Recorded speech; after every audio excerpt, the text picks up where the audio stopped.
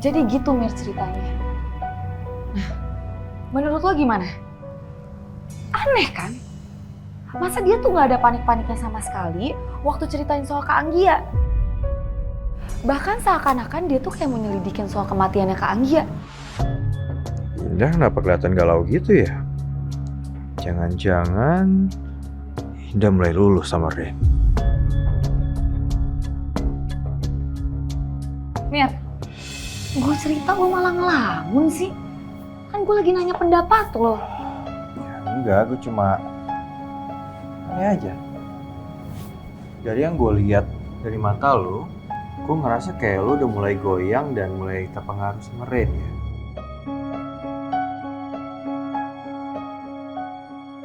Mir, gue tuh gak terpengaruh. Gue cuma ceritain ke lo soal sikap Ren tadi. Yakin lo? Kok kalau gue lihat dari mata lo ya, lo kayak nggak bisa ngebedain mana orang baik mana orang jahat. Indah, yang namanya orang jahat, selalu berkelakuan seperti malaikat di depan semua orang untuk menutupi dirinya yang iblis, oke? Satu hal lagi, gue agak aneh. Kenapa Ren ceritain semuanya ke lo soal kasus ini?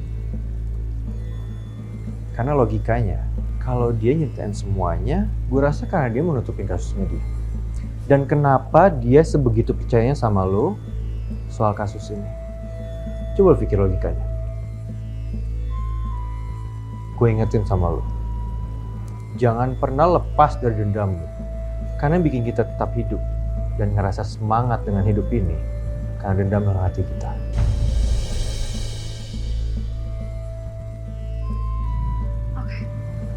Lo gak perlu khawatir. Gue akan selalu inget dengan tujuan gue. Dan gue pastiin gue akan cari tahu lebih dalam lagi soal ini. Tapi kenapa gue yakin kalau Ren itu jujur? Dan kenapa gue yakin ada ketulusan di matanya Ren? Gimana? Lu gak goyah kan? Hanya karena sikapnya Ren yang berlaku seperti itu dulu. Gue gak akan goyah.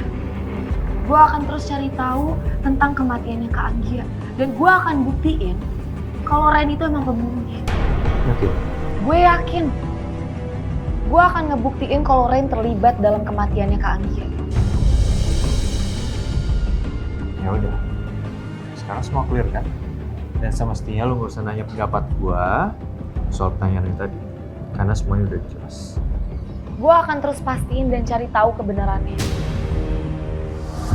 Indah kok jadi kelihatan gak semangat gitu ya sama tujuannya untuk balas dendam. Sekarang gue jadi ragu, apa Indah udah mulai kepengaruh atau mulai lembek sama Ren? Ya udah. Kalau gitu gua lanjut kerja ya. Dan lu dah tetap semangat, oke?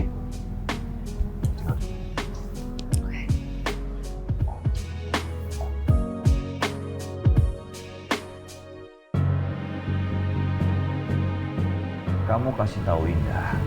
Suruh Indah temuin Pak Ren di kamar 2030. Ngerti? Baik, Pak. Dan kamu bilang sama Emir kalau dia ditungguin Indah di kamar 2030. Siapa? Ya. Ini buat kalian. Terima. Dan pastikan semua berjalan sesuai rencana. Iya, Pak. Kami permisi, Pak. Ya. Makasih banyak, Pak.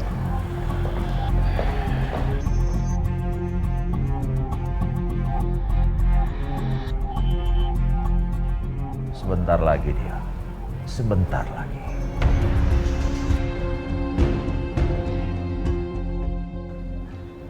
Mbak Indah, ada pesan dari Pak Ren.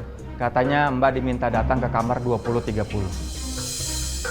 Kayaknya nggak ada tugas untuk gue datang ke kamar hotel. Untuk apa saya kesana ya Pak? Saya kurang tahu Mbak. Soalnya Bapak hanya berpesan itu aja. Mbak diminta datang ke kamar itu. Kok aneh ya? Saya kurang paham Mbak. Silakan Mbak datang ke sana aja. Kenapa Ren nungguin gue di kamar hotel? Ya udah, makasih ya Pak. Sama-sama, Mbak.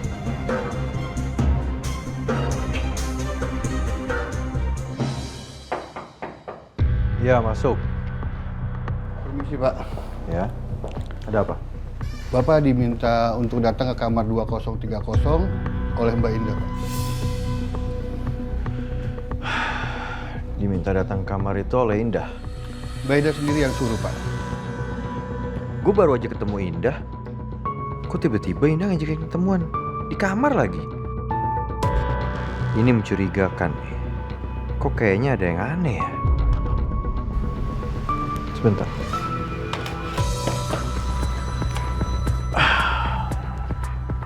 Anda yakin? Indah yang meminta saya untuk menemui dia di kamar itu? Yakin, Pak? Sekali lagi saya tanya. Indah atau orang lain yang menyuruh Anda untuk saya menemui Indah? Jujur.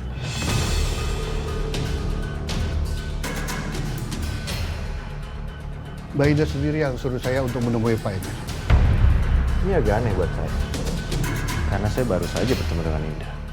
Saya kurang tahu, Pak. Mungkin ada hal penting yang ingin disampaikan Mbak Indah kepada Pak Emir. Oke. Kalau begitu sekarang silakan keluar dari ruangan saya. Terima kasih. Kalau gitu saya permisi, Pak. Jangan-jangan Indah tahu sesuatu soal Anggia. Makanya dia nggak berani ngabarin gue lewat telepon. Karena takut diawasin sama si Ren. Atau ada rencana lain yang mau ngerjain Indah.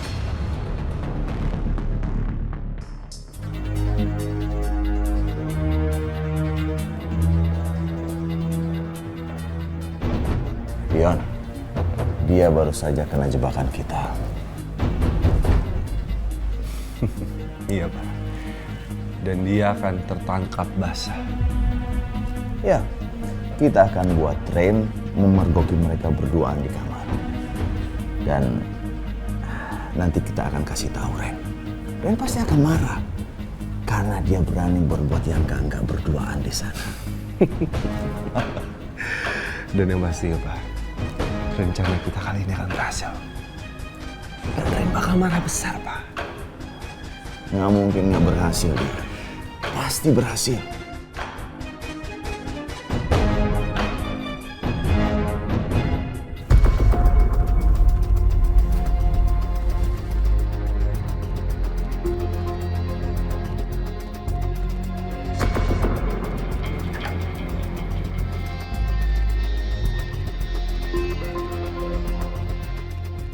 Pak Ren? Pak Ren? Kemana sih si Pak Ren? Kok nggak ada?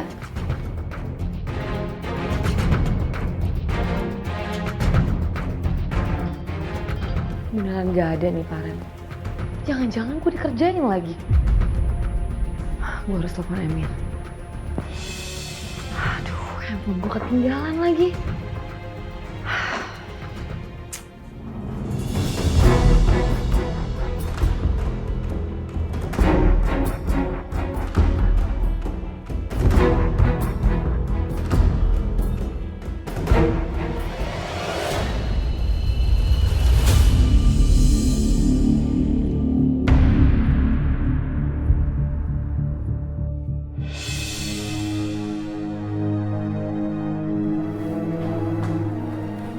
Emir, kamu lihat Ren nggak? Enggak. Gue nggak lihat. Kemana sih Ren? Di ruangan yang nggak ada, di lobi nggak ada. Masa kamu nggak lihat dia sih? Ren nggak ada, Indah juga nggak ada. Apa jangan-jangan mereka lagi berduaan?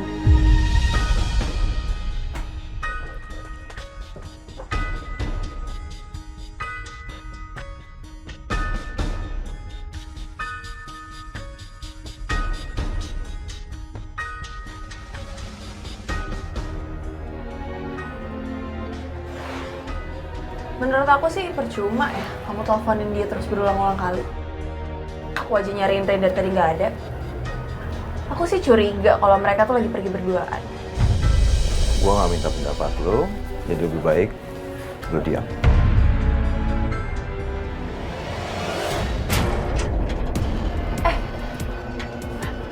Kok dia mati? Duh. Harus telepon security nih. Ya ampun. Handphone aku lobet.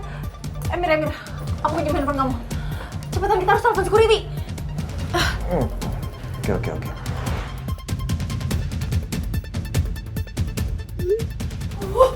Ada sinyal lagi. Pak security, Pak tolongin saya sama Emir, Pak. Saya sama Emir kejebak di lift lobby lantai 2, Pak. Baik Bu, saya segera lapor ke teknisi.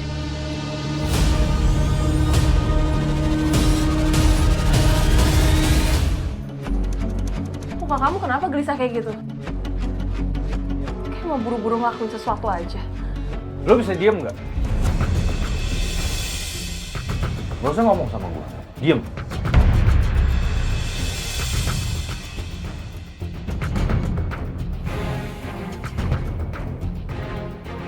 Tolong! Security! Security! Tolong panggilkan teknisi! Emir, kamu tuh bisa sabar gak sih?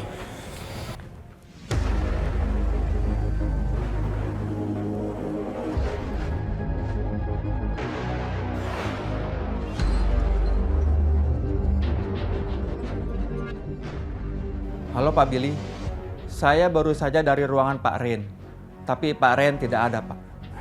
Udah nggak apa-apa, biarin aja. Baik, Pak.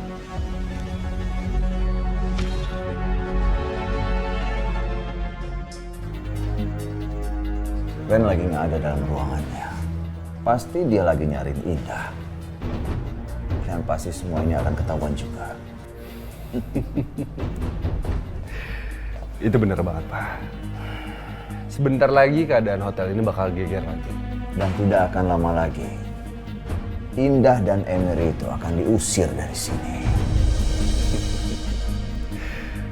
Pak, ini namanya sekali mendayung, 2 pulau terlampaui. Pak Ren ada apa, Pak? Harusnya saya yang nanya sama kamu. Ngapain kamu di sini? Kan Pak Ren yang suruh saya kesini. Tadi ada pegawai lain yang nyuruh saya ke atas buat nemuin Pak Ren. Enggak. Saya nggak nyuruh pegawai untuk kasih tahu kamu kalau saya ada di kamar 2030 ini. Mungkin kamu salah dengar kali. Atau jangan-jangan kamu pura-pura ya? Pura-pura? Iya. Kamu pura-pura buat temenin saya datang ke sini kan? Dengan alasan kamu tadi itu. Ngapain juga saya kayak gitu? Aneh. Gimana saya tahu? Mungkin kamu nemenin saya kali buat ngecek pintu hotel kamar ini. Karena saya dapat laporan kalau pintu ini sering rusak. Tapi udah diperbaiki katanya. Ren sering banget bilang jangan GR ke gue. Tapi dia malah GR sendiri sekarang. Kayaknya sih bener. Indah kesini karena pengen nemenin saya. Pak, tadi tuh beneran ada pegawai yang suruh saya kesini. Kalau Bapak emang gak manggil saya kesini, ya udah saya mau balik ke ruangan kerja saya sekarang. Kamu gengsi ya? Ngakuin tujuan kamu sebenarnya kesini. Ngapain saya gengsi? Saya cuma ngomong apa adanya kok, Pak. Ya udah, kalau gitu saya mau balik ke ruangan kerja saya. Saya masih banyak kerjaan. Ya udah, saya juga mau balik kok.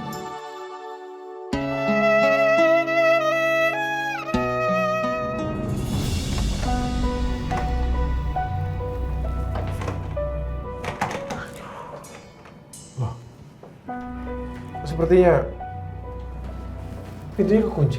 Aduh, kenapa ya, Pak? Gimana nih? Coba sini saya yang cek. Nggak bisa kan? Gimana nih? Padahal mereka bilang pintu ini udah dibenerin. Ternyata rusak lagi. Maaf ya. Harusnya tadi saya nggak usah tutup pintunya. Kita jadi terkurung di sini. Mau gimana lagi, Pak? Bapak kan juga nggak sengaja. Ya iyalah. Nggak mungkin saya sengaja ngurung kamu di sini. Sama saya lagi. Nanti kalau jadi fitnah gimana? Jadi fitnah? Gak mau. Tapi ini kayak dejavu ya. Ini kedua kalinya kita terkurung di ruangan yang terkunci. Iya, deja vu yang nyebelin.